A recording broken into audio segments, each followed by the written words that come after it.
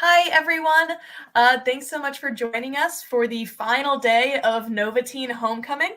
It's been such a blast getting to spend this week with you, and we're just so grateful for every single one of you who watched our virtual panels and purchased books by our amazing alumni authors. Obviously, the last time we tried to schedule an in-person Nova Teen was for March 14th, 2020. A week that I will always very specifically remember, tied to this and also to the world at large. So getting to be able to gather with you again, even in this virtual space, has been just so amazing and so wonderful. Quick reminder as well that you can purchase all of our authors' books with signed book plates on either the Novatine website or the One More Page Books website, and we'll be sure to pop that link into the comments for you as we've been doing this whole week. Now, our in-person festivals always conclude with a keynote, and this year's virtual festival is no exception. So I'll be bringing her on in just a moment, but first I want to make a little introduction. So Julie Murphy, spoiler, lives in North Texas with her husband who loves her dog who adores her, and her cats who tolerate her. After several wonderful years in the library world, Julie now writes full-time. When she's not writing or reliving her reference desk glory days, she can be found watching made-for-TV movies, hunting for the perfect slice of cheese pizza, and planning her next great travel adventure. She is the author of several and adult novels such as Dumplin', which is a film on Netflix that we all adore, Ramona Blue, Side Effects May Vary, Dear Sweet Pea, and If the Shoe Fits. So needless to say, if you enjoy Julie's books, you have a lot of options available to you there. She's not only an amazing writer, she's such a cool person. Her books consistently resonate with readers who are looking for validation and support in a world that doesn't always provide it. Her characters fight back against homophobia and fat phobia, and they get the happy endings that every teen deserves. Also, one year, her holiday card that she sent to the bookstore was a picture of her and Dolly Parton, which is like the coolest thing a person could ever do. So that's the peak right there. So please, everyone, give a virtual round of applause for the one, the only Julie Murphy. Hi, thank you, Amanda. What a delightful introduction that was. Thank you. Of course. It's so lovely to have you here virtually, and to have you back. You were, of course, a Nova Teen author a few years ago, and we loved having you there.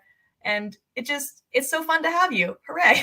I know. I'm so excited to be back. I can't wait for us all to be back in person, of course. But Novatine holds a little, soft spot in my heart because I think that I went to it pretty early on in my career, if I remember. Yeah. And so just, the warm and fuzzies for Novatine.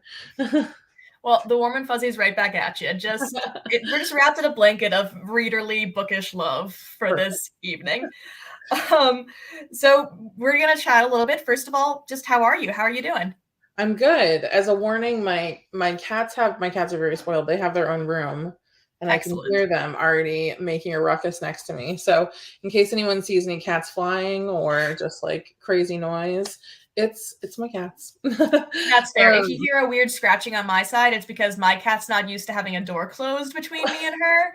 So we'll see how she does with that. There might be some ruckus on this end as well.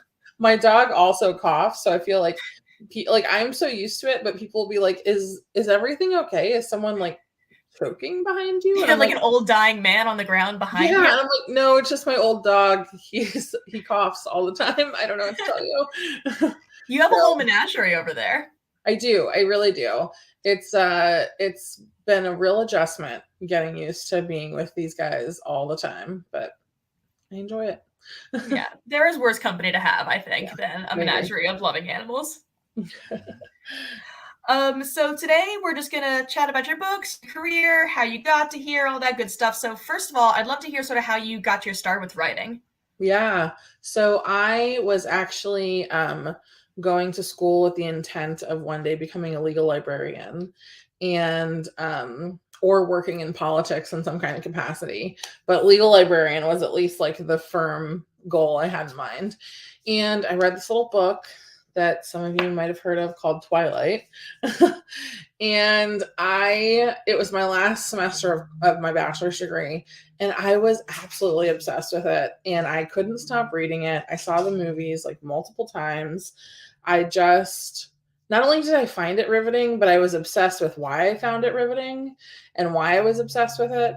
And so that really helped me sort of like start thinking about books and writing in a different way. It really helped me to start thinking that the idea of writing felt more relatable than I thought that it could be, because I everything I had read growing up felt so impossible to compete with and impossible to access, because it was like, old books written by old or dead people. And so Twilight was like that turning point for me at a younger age. And that, like, soon after graduating, I decided to start writing and to see if this could be a fit for me. Um, and I had lots of failures. I had a lot of ego to overcome. Um, but eventually I came to the point of having my debut novel, and found an agent with that one, and that was the one that sold. That's awesome. Now, important question, Team Edward or Team Jacob, or a third team? Ooh, I mean, I have to say Team Edward, but also like Team Human kids, because like the human friends and that, especially in the movie, are like the best comedic relief. Yeah, Team Anna So Kendrick, honestly. yeah, Team Anna Kendrick forever. Just, I think that like her one-liners in Twilight are chef's kiss. They're actual like comedic timing perfection.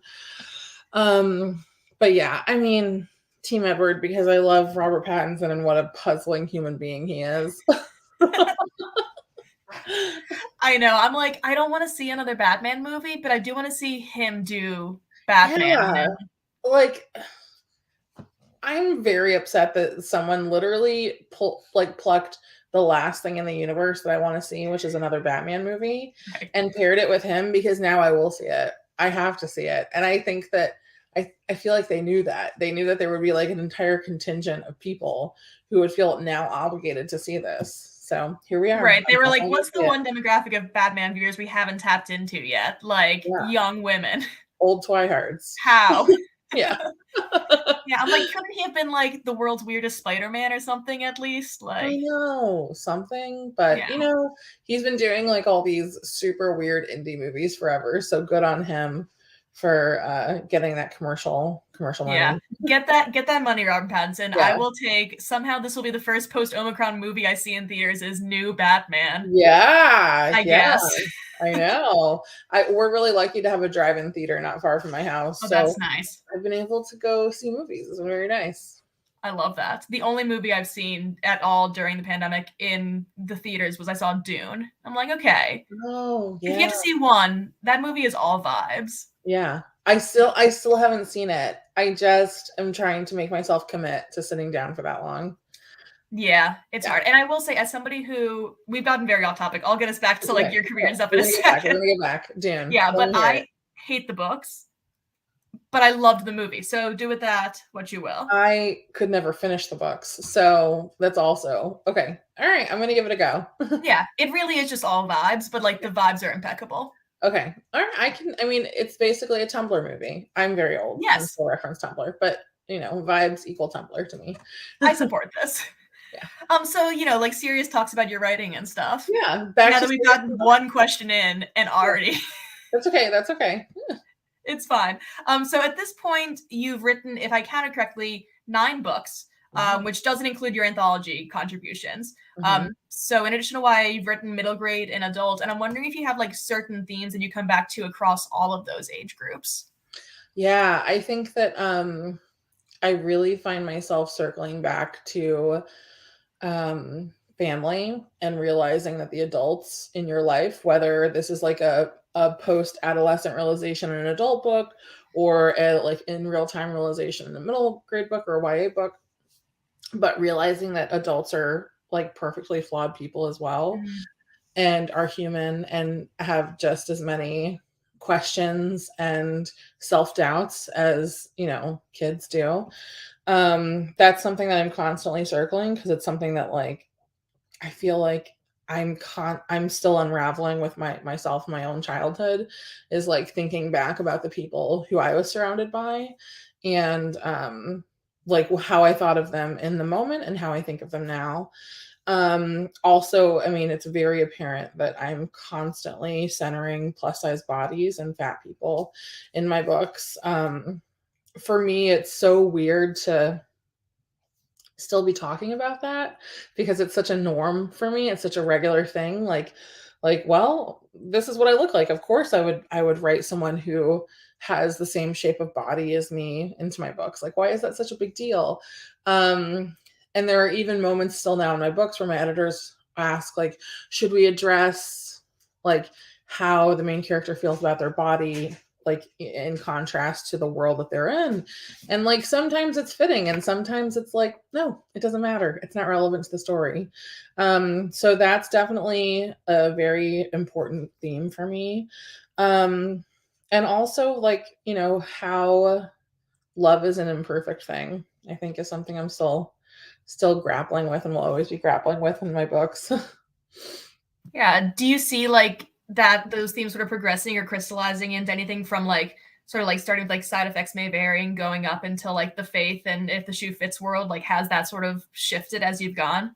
Definitely. I mean, so right now I'm working on a middle grade and a YA that won't, I mean, the middle grade will be out next year and the YA won't be out for like another year or two beyond that.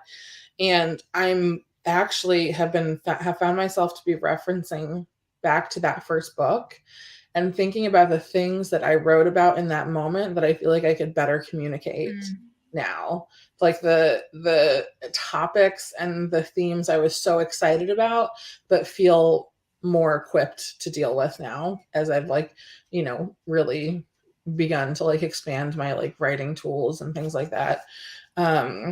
So I do think that like I always think back to like another author actually as Holly Black. Like her books have like this very similar feeling, but they're all so wildly different. Yeah. And it's like she's constantly circling like these same topics and themes, but she finds a way to do it in like a really innovative and new way. And that's so exciting to me because I still want to write about the things I wrote about in that very first book.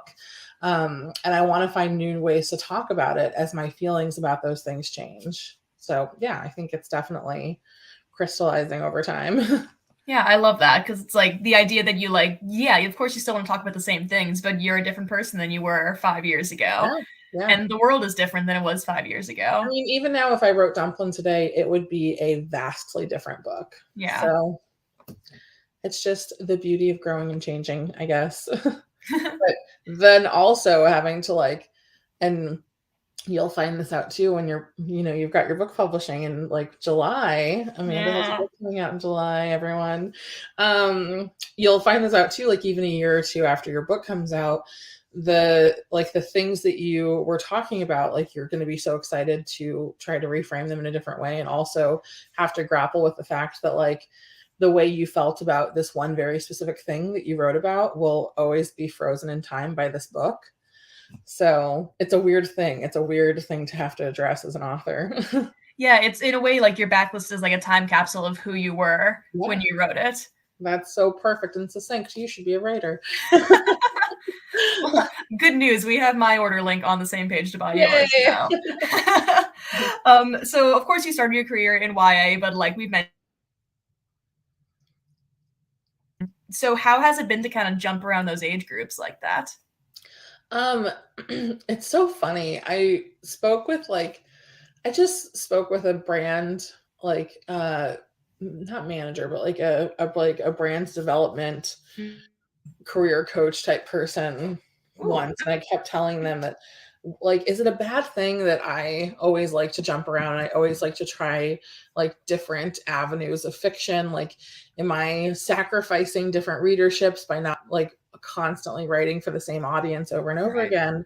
And she told me that I should do whatever creatively feeds me, and that's going to be like like my readers will find me wherever I go because they'll appreciate like the truest form of me and my art and the thing that I'm most excited about, because it really resonates. It really shines through with books, I think.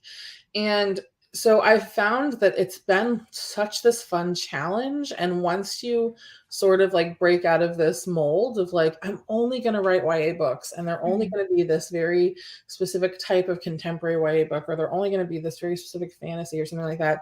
Once you do break out of that mold, it becomes a lot easier to convince people in publishing to let you do it repeatedly. Right, that makes sense. So that's been really exciting, actually, is to sort of prove like I can write middle grade books, I can write young adult books, I can write adult books, and here's a whole list of books and reasons why you should allow me to do that. So it's been really freeing, and it's helped my ADHD brain also Yes. to feel like there's something new. There's always something new. Mhm. There's a new challenge. And it's helped me like stay invested in writing. Yeah. And even like recently, you're back in the world of YA. I happen to have what's this? These two books here. Oh yeah. I'm just gonna like casually hide my own face so that you can see both the covers. It's fine. But these books are different than any of the other contemporaries you've ever written because they have the speculative element. I mean, I don't want to spoil anything, but on the cover, Faith is flying. So like, Yeah. it also like from the very first chapter, it's like I can fly. So it's not like a spoiler that that's what these books are about. Right. But you have these speculative elements. How was it playing in like in that space, and how was that transition out of like purely contemporary YA?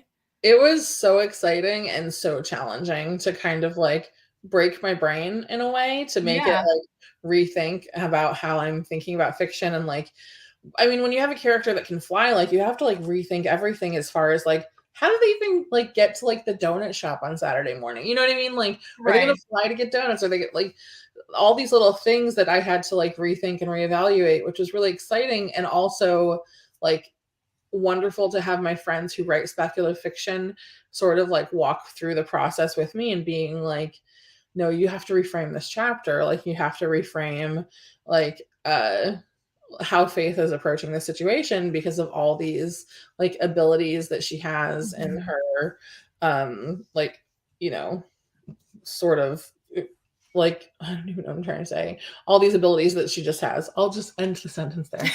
It was a great sentence. I liked it. Thank you. So yeah, it was definitely really challenging and really exciting. And it was also the first time that I had written something about a character that I didn't own and a character that Right. was already established by this comic book company that I was working with, Valiant. And so that was really exciting too, and something that I had wanted to try for a long time. In the industry, we call it packaged books.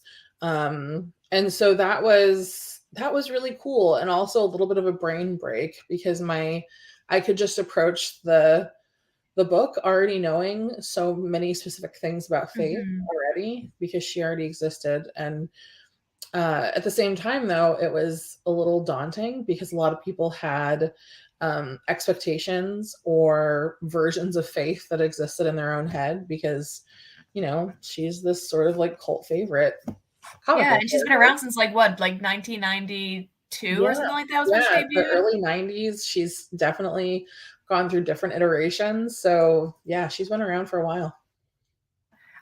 This is my first interaction with Faith, and I just absolutely loved her. I feel like she still feels like a Julie Murphy character, Yeah. which is so cool. No, Yeah, but I think that's what really drew me to the project was she still felt like she could fit perfectly into, like, the world of characters I had written. She felt like someone who if if I hadn't been able to read her in advance, if I had to create my own superhero, someone who I would have created. yeah, no, like I could actually flying across the stage and like one of the pageants in Dumplin, just be like, "Don't look at my feet," but like Yeah, here we go. Like she fits into any of casually, your yeah. worlds. Here I am for the talent section of the pageant. So the question is, what would her talent be? Because I feel like flying's too easy. Yeah, flying is too easy. I feel like she would bury the lead on flying and not allow people to know that she was flying. And even though this is Willa Dean's pageant trick, I think that Faith would go for like magic tricks because flying allows you to do those things, That's true. undercover. She probably just like embarrass Willadine a little bit. Right. Just a little bit. Yeah, it's fine. She'd get over it. Yeah. No, I love like the idea of speculative writing versus contemporary writing. So on the one hand, you get to solve all your problems by being like, well, there's magic or whatever. But on Yeah. the other hand, there's magic or whatever. And you can sort of deal with that. Yeah, exactly. Exactly. Two of my very best friends are Natalie C. Parker and Tessa Gratton, and they both write quite a bit of speculative fiction. And Tess is always like, well, I don't understand. Can't you just like magic your way out of this situation? I'm like, no, I'm writing a contemporary book. Like, this is like, Right. she was like, I don't understand. Like, why don't they don't have a quest? They don't have, there's no animal sacrifice. What's the point? I love that. Natalie C. Parker, by the way, a fellow Nova Teen alumni who we Yeah. also Yeah. adore. She's I wonderful. still have my signed copy of her swamp book with an alligator drawn on Yeah, the inside. Beware All the the wild. Wild. Yeah. Mhm. Yeah, yeah. So great friendship work, top notch. Yeah. Yeah. So did playing in that sort of speculative space though allow you to tell? Did you feel like different stories than your contemporary, or since it was contemporary fantasy, did it kind of still live in that same plot world? I think it stretched me to the edge of my comfort zone Yeah. because there was a lot of familiarity there for me, but there was also a lot for me, um, a lot of ways for me to learn and grow. So for me, it was like the perfect safe space of trying something new, Mhm. especially when, as an author, you have to try something new publicly.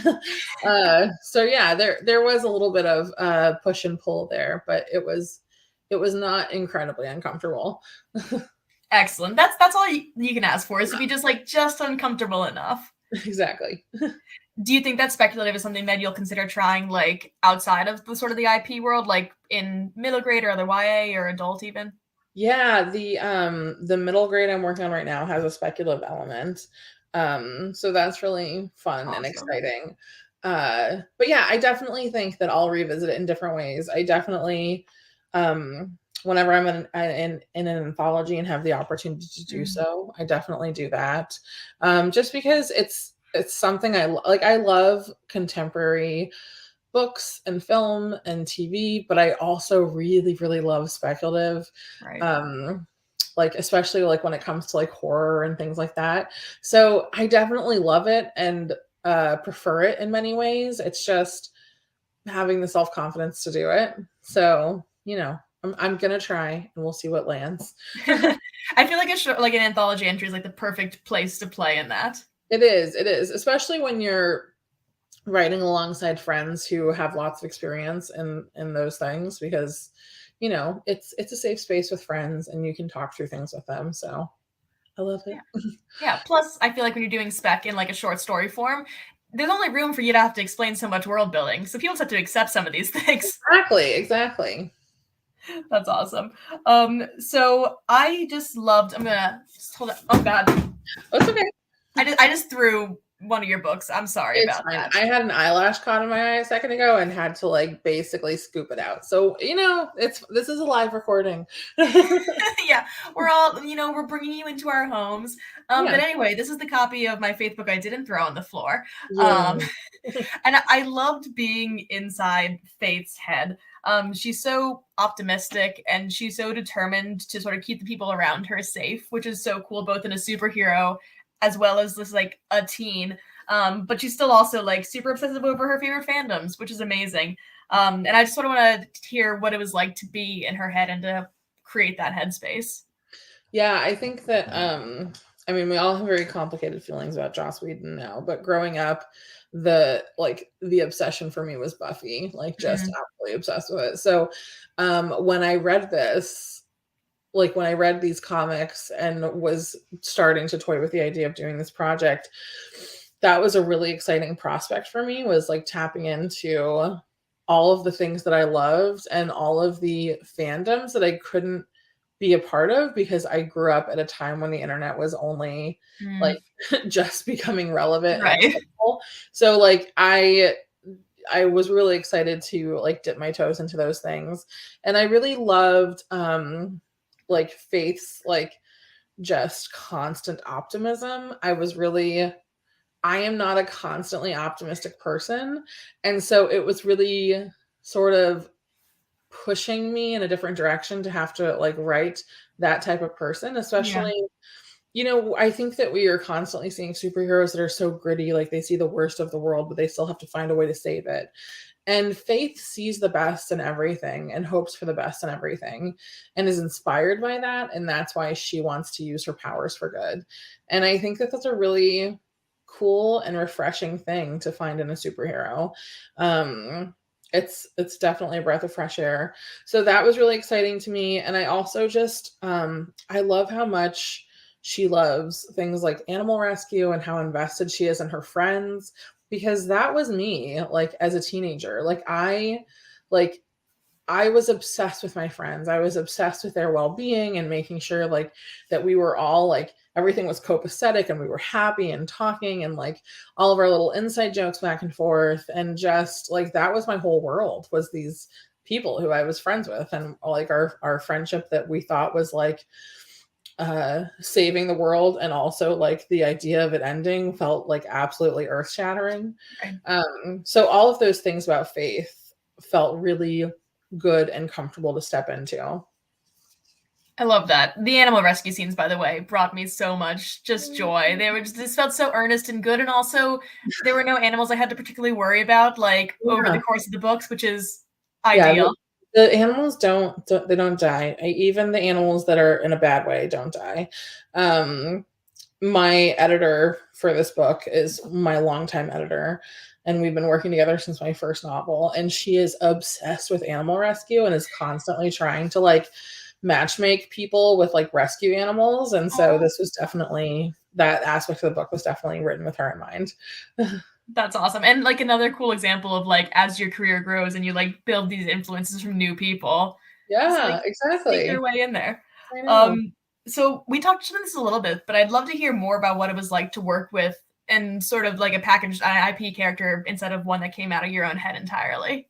Yeah, I think that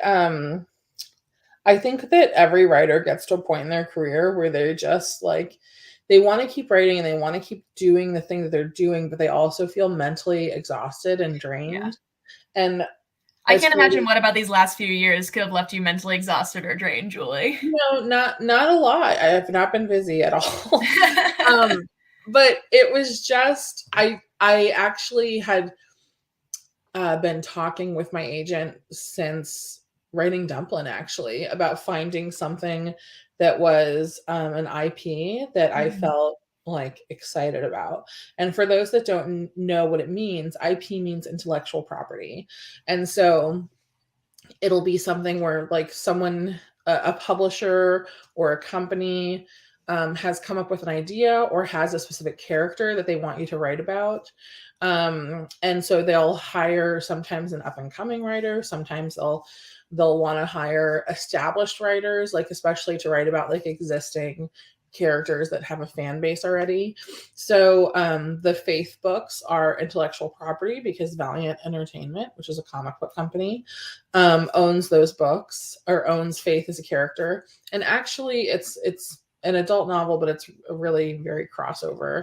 If the Shoe Fits, which is a Cinderella retelling that I had come out last year, is actually also intellectual property with Disney because Disney owns Cinderella. So I got to come up with a really exciting and new, fun way to retell that really classic story. So it's fun because it's challenging. It's kind of like there's a lot of problem solving involved, because you're having to figure out how to satisfy lots of very specific needs, whether it's to the fan base or to the company that you're working with. Mhm. But also there's a lot of creative liberty, and I really enjoy finding creative solutions. And so I have part of my brain is definitely like hard logic wired, and so it really uh, lets my creative side take just a slight backseat while I am a little bit more like logically minded as I'm writing a book. Oh, I really like it. I love that. I also, side note, saw like I was in Disney last year and like saw the big poster on the inside of the bus for If the Shoe Fits and was like so excited. Isn't that wild? It's just so. I, Still, it's fascinating to me that like Disney can do something like that with like have like a giant ad in the middle of their bus, but of course they can because it's their bus. Right, they can do whatever they want, but Yeah, it's what so they wanted to cool. do was advertise your book, which is amazing. Yeah, it's so super cool. I think that in publishing, the like intellectual property books have been sort of like a whisper network thing, or like a dirty Mhm. word almost. Like I think that some people feel like there's something impure about writing something that you don't own entirely. But if you really look around at like all the movies and TV shows that we love right now, a lot of them are about existing characters, or a lot of even TV shows, like the people who are writing the TV shows you love are not the people who came up with those ideas. Right. You know what I mean? It's like a whole writing room full of writers who were specifically hired to do that one thing. So I really like it. And I think that it's something that is really bringing publishing into like more modern times, if that makes sense. Mm-hmm. No, I love it. And like everything comes from something. It's not like anyone Yeah. is actually creating a fully original character inspired by nothing. Yeah. I mean, it's essentially like getting to write like certified fan fiction in some cases, which Right. could there be anything cooler than that? Right. I mean, I basically am doing that by just using, people who are long dead to rewrite their stories. It's just the Yeah, same thing. It's still IP, just you don't have to pay anyone royalties. exactly. Pride and Prejudice retelling. I'm so excited. Exactly. So the Faith book's coming out, of course. You recently released Pumpkin, which was the final book in the Dumpling universe. How did it feel to sort of put as I wrote end that chapter, but that seems like to sort of put that chapter away of your author life. Yeah. It was a big relief in a lot of ways because I knew exactly how I wanted those books to end and where I wanted to leave all of those characters. But it was also really like kind of like a sort of like moment of crisis for me because I was like, who am I? Who am I if these books are all over and done with? Um like who do I want to be? It was kind of like that moment of like having to decide what you're going to be when you grow up, but having to do that like mid-career, like who am I after the Dumpling books? So it was really exciting, but it was also kind of scary. There you go. Oh, okay. Disappeared for a minute. Okay. Okay, we're back. I think Okay. this is still going, so we're fine. Okay, good. Yeah. You were saying about a big relief, and then my internet broke. Oh yes. Okay. So I was I don't know if it's recording on my end too or how the recordings work. It's all We're just gonna find out afterwards. But I'm gonna go ahead and say it again. So it was really a big relief to me in a lot of ways to get to end the series because I knew just how I wanted it to end and where I wanted to leave these characters. But it was also terrifying because it was kind of like having to figure out what you want to be when you grow up, but in the middle of your career. So like having to decide like who do I want to be after the Dumpling series? And so I'm still figuring that out. But I'm excited for what's ahead, and I'm excited to have that set of books and that collection and be like, you can read all these stories at once and enjoy them all at once. And I can also step back and figure out what the heck I'm going to do with my life now. I do love that, like from a bookseller perspective, whenever like I hand someone a book, I'm like, good news. The second one, the series is complete. Yeah. So you don't have to wait like 3 years in between some of these books like I did. Looking at people who I hand sell the Shadow and Bone series to these days, I'm like, good news. Yeah. Yeah. I had to wait so long. They don't even know how lucky they are. Yeah. You're fine. You get to find out what happened right away. Yeah. But so what was it like? Like, obviously, we all know and love the Dumpling movie on Netflix. It's fabulous. How was it like seeing your work set realized like visually? I mean, I'm really bad about appreciating anything in the moment. And I think that it's because of publishing, because you spend so long keeping everything a secret. Right. And like when you get the most exciting news and you can't tell anyone for 7 months. And so I am really bad about experiencing and appreciating things in the moment. So as we're filming this movie, I was just sort of in shock the whole time and unable to metabolize what was actually happening. And I still I think that the weirdest thing to me is actually just scrolling through Netflix sometimes and seeing it pop up. Oh yeah. And then being like, oh my Does God. it get like recommended for you? It's like, you might like this. Yeah, like I wrote that. That's so weird. So it's just the most surreal thing in the world to know that like you wrote something and not only did readers find it and did it resonate with readers, but people decided to make a movie out of it, and because of that movie, all these people were hired and paid to do a job. Right. And then on top of that, Dolly Parton read it and wanted to make a soundtrack for it, which is unreal. mind-blowing. Yeah, is Dolly Parton as nice and wonderful as she seems like? I mean, at this point in my career, I have met several famous people, and I can tell you that both Dolly Parton and Jennifer Aniston, because she's in the movie too, Excellent. are just absolute gems of human being. Dolly Parton especially is everything that you dream she will be. I got to be around her when we were like filming different things, and I just kept waiting for like it to drop, you know what I mean? For like right. for the character to like shed away. But like it's just her. Like she is like what you see is what you get. So that's really wonderful and comforting. I love that. Yes, that's what we all need Dolly Parton to just be as perfect as she is. I bet she smells good. I bet she smells like pie. That's what I would guess. She smells amazing. She smells amazing, and she does her own makeup. Like no one does Dolly Parton's makeup, and so she's just sitting there powdering her nose. Like we were doing this interview together, and my nose started getting shiny because I'm a human being, and it's right. So unlike Dolly hot. Parton, you're a person. Yeah, it's so hot because they can't have the air conditioning running because of the sounds, and so they call someone over to powder my nose, but the woman who does makeup is like on a lunch break or something like that, and Dolly Parton just pulls out her compact and starts powdering my nose and then hands it to me and is like, here you go, darling, just finish yourself off. And I was like, did I just use Dolly Parton's compact? My husband was there when we were filming, and there's this video of me, or I think it's a picture, and I'm just like tapping my nose and like trying to figure out if this is real life, like just blown away in the moment. Yeah, I'm impressed that you didn't just like collapse down to the ground at that point. Oh, Dexter. That's my coughing dog, by the way, if you hear like hi Dexter. Yeah, you're fine, buddy. Yeah, I can't believe I survived that moment. Yeah, congratulations on that in and of itself, frankly. Thank you. So the most important question, I suppose, about sort of the Dumpling universe, who would Robert Pattinson play in the movie? If we were, obviously we're not recasting anyone, everyone was perfect, but if you just sort of superimpose him over somebody. Okay. Or create a new character for him. Okay, I actually think that like it's hard for me to imagine him as a high schooler now. It's true. He would not be the best beau at sort of this point in his life.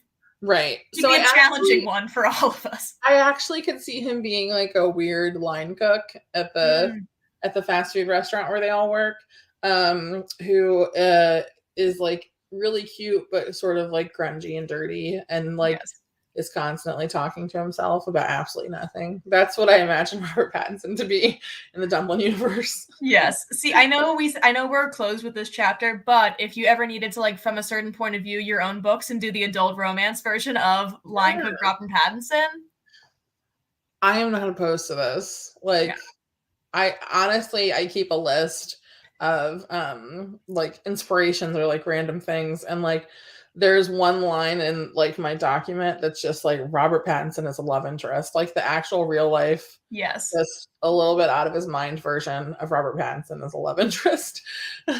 I fully support this, and I would also, for the record, really just enjoy seeing the superhero movie with both his Batman and Faith in it, just to see the color clash alone.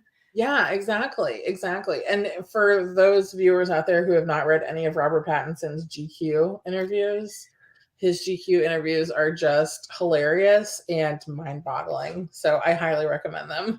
Yeah, that's the everyone buy all of Julie's books, but also go and read this GQ interview. You'll appreciate it. Easily Googleable. Yeah.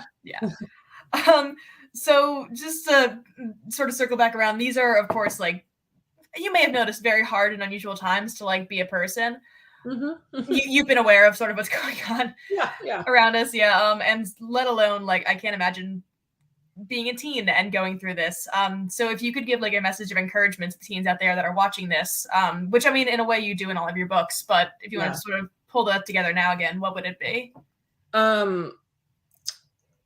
Gosh, there's so much happening, especially I live in Texas, so especially with like, trans youth in Texas right now. And I just, if I could encourage teens to do anything, and give them any bit of like advice in this moment, it would really be to be active in their communities and be a voice in their communities and not to let people speak over them or for them. Adults who are not so far removed from their teenage years have a really good way of thinking they know what is best for the young people in their lives without listening to the young people in their lives. And I just think it's really important that when people are talking about things that directly affect you or affect the people you care about, that you are either the loudest voice in the room if it's something that directly relates to you, or you find a way to lift up the voices that need to be the loudest voice in the room. And I think that for so long we've always said, like, it gets better, it gets better. It doesn't get better unless we make it better.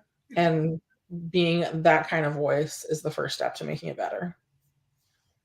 I love that. Yeah. And then, yeah, great work. So that's all the questions that I have for you, Julie. Is there anything else that you want to add, say, promote? Also, yeah, I'd love to hear if there's something that you're like reading or watching right now that you want to shout out that you're enjoying. Yeah, I don't have my phone on me, and I listen to audiobooks like a mad woman right now. Yes, I love But audiobooks. I just read a book that comes out really soon, and I want to make sure I get the title right. I want to say it's The Lesbiana's Guide to Catholic School. Yes, that's it. Okay, that one is coming out. I don't even know when it comes out, sometime this year, but I just got to read it for a blurb, and it was so funny and good and heartwarming. And sometimes I feel like when I'm writing a book, I'm making it too many things and I need to like narrow my focus. But this is one of those moments that reminds me that like our books can be just as varied and diverse as we are as humans. And we should be able to have all those mood swings in our books if we want them to be in our books. Yes. And that was one of those books. I loved it so much. I was so excited for it. Good. Yeah, I'm also very excited for that one. I haven't gotten to read it yet, but like even the cover and the title alone are spectacular. So good. Yeah, it's all great. Awesome. Anything else? I don't think so. This was so much fun. Amanda, can you just tell us when your book comes out and a little bit about it? Yes, thank you, Julie. So my book, Accomplished, comes out July 26th. It's a contemporary retelling of Pride and Prejudice from Georgiana Darcy's perspective, Mr. Darcy's little sister. It features a very snarky protagonist who is dealing with the aftermath of what happened between her and Wickham. It features sibling relationships and also Charles Bingley as a ripped frat boy. And he's the greatest character I've ever written in my entire life, just off the bat there. So if you order for nothing else, ordered for him. He's everything. That's delightful. I cannot wait to read it. Oh my gosh. Yes. Thank you so much for having me today. And thank you to everyone at Novatine. And I know that I am really lucky to work with a festival down here with planning. And I know that these virtual festivals are just as difficult, if sometimes more difficult, to put together than in person. So I really appreciate everyone who came together and made this happen. Thank you, Julie. I do as well. Thank you so much to all the schools and the libraries who came together to help promote this. Thank you to the team at One More Page Books for sort of sponsoring this festival.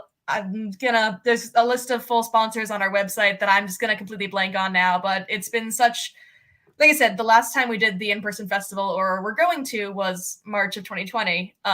As you can imagine, we did not do it.